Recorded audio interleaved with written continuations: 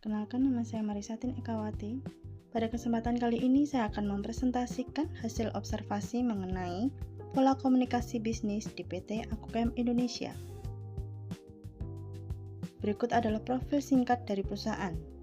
PT Akukem Indonesia merupakan perusahaan yang bergerak di bidang produksi masterbat yang beralamatkan di Jalan Gatot Subroto, Jatake, Jatiuwung, Tangerang. Dalam menjalankan kegiatannya, perusahaan memiliki beberapa bagian utama, yaitu marketing, administrasi, laboratorium, produksi, dan juga delivery. Komunikasi antar bagian sangat penting agar pesanan customer dapat diproses dengan baik sampai pada barang dikirim. Selanjutnya adalah tujuan observasi.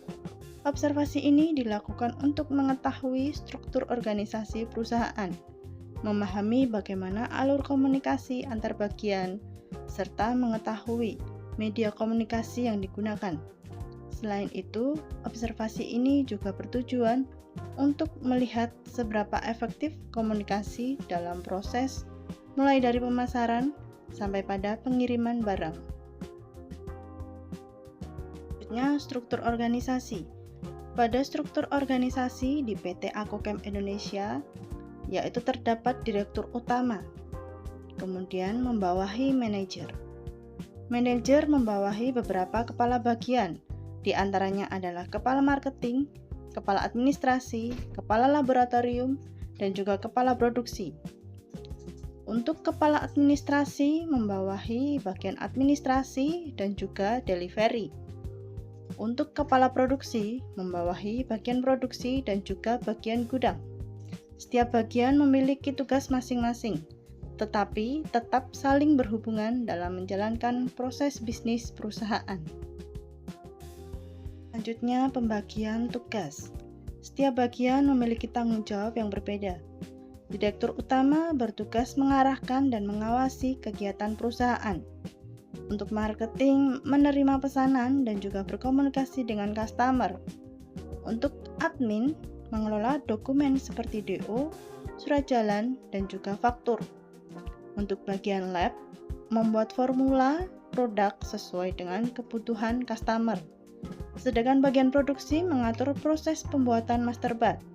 Setelah barang selesai diproduksi, tim delivery bertugas mengirimkannya kepada customer. Selanjutnya adalah alur komunikasi pesanan customer.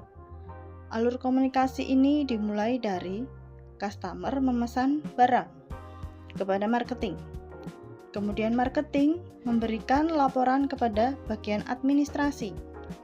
Bagian administrasi melaporkan kepada bagian lab. Bagian lab kemudian membuat formula. Setelah selesai, kemudian diserahkan kepada bagian produksi. Kemudian bagian produksi selesai membuat. Kemudian dikembalikan kepada admin untuk dibuatkan surat jalan untuk pengiriman barang. Setelah pengiriman barang selesai, surat jalan diberikan kepada administrasi. Selanjutnya adalah media komunikasi. Dalam kegiatan sehari-hari, PT Akukem Indonesia menggunakan beberapa media komunikasi, seperti WhatsApp. WhatsApp digunakan untuk komunikasi cepat dan koordinasi sehari-hari. Untuk email, digunakan untuk menyampaikan informasi atau dokumen yang membutuhkan pencatatan, seperti faktur pajak yang dibutuhkan oleh customer. Telepon digunakan ketika membutuhkan respon secara langsung dan cepat. Selain itu, komunikasi secara langsung juga dilakukan untuk koordinasi internal antar bagian. Selanjutnya, pola komunikasi yang terjadi. Pola komunikasi yang terjadi di perusahaan terdiri dari 3 jenis. Yang pertama adalah komunikasi vertikal, yaitu komunikasi dari pimpinan kepada bagian di bawahnya. Kemudian yang kedua adalah komunikasi horizontal, yaitu komunikasi antar bagian seperti marketing dengan admin, admin dengan lab, lab dengan produksi.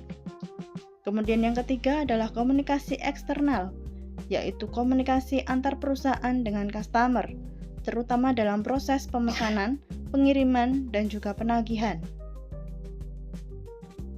Selanjutnya adalah analisis pola komunikasi. Berdasarkan hasil observasi, pola komunikasi di PT Akukem Indonesia dapat dikategorikan sebagai komunikasi yang berantai dan terkoordinasi. Selebihnya adalah alur pekerjaan menjadi lebih jelas, setiap bagian memiliki tanggung jawab, dan juga proses lebih mudah diawasi. Namun, komunikasi harus dilakukan secara lengkap dan akurat, karena kesalahan pada satu bagian dapat mempengaruhi proses di bagian berikutnya. Selanjutnya adalah contoh kasus alur komunikasi. Sebagai contoh, ketika customer melakukan pemesanan, marketing menerima pesanan tersebut dan meneruskannya kepada admin. Admin kemudian membuatkan DO, lalu lab membuat formula. Setelah formula selesai, produksi menyiapkan bahan dan membuat master batch. Setelah barang selesai, admin membuat surat jalan dan delivery mengirimkan barang kepada customer. Setelah barang terkirim, admin membuat faktur penjualan, yang kemudian diserahkan kepada customer untuk penagihan selanjutnya. Selanjutnya adalah saran. Berdasarkan hasil observasi, ada beberapa hal yang dapat dilakukan untuk meningkatkan komunikasi perusahaan. Setiap pesanan sebaiknya dicatat secara lengkap dan detail. Jika ada perubahan pesanan, informasi harus segera disampaikan kepada bagian terkait. Email juga dapat lebih dimaksimalkan untuk dokumentasi formal. Selain itu, koordinasi antar bagian harus dilakukan secara konsisten, dan dokumen seperti DO, surat jalan, serta faktur perlu diperiksa kembali. Perusahaan juga dapat membuat SOP mengenai alur komunikasi pesanan agar proses menjadi lebih terstruktur. Yang terakhir adalah kesimpulan. Sebagai kesimpulan, komunikasi memiliki peran yang sangat penting dalam kegiatan operasional PT Akukem Indonesia. Proses pemesanan melibatkan beberapa bagian yang saling berhubungan. Marketing menjadi pintu awal komunikasi dengan customer. Admin berperan dalam koordinasi dokumen. Lab dan produksi memastikan produk dibuat sesuai dengan kebutuhan. Sedangkan delivery memastikan barang sampai kepada customer. Media komunikasi yang digunakan antara lain WhatsApp, email, dan juga telepon. Jadi komunikasi yang baik dan terkoordinasi sangat membantu kelancaran proses bisnis perusahaan. Demikian presentasi dari saya mengenai pola komunikasi bisnis di PT Akukem Indonesia yang dapat saya sampaikan. Semoga presentasi ini dapat memberikan gambaran mengenai pentingnya komunikasi antar bagian. Saya ucapkan terima kasih.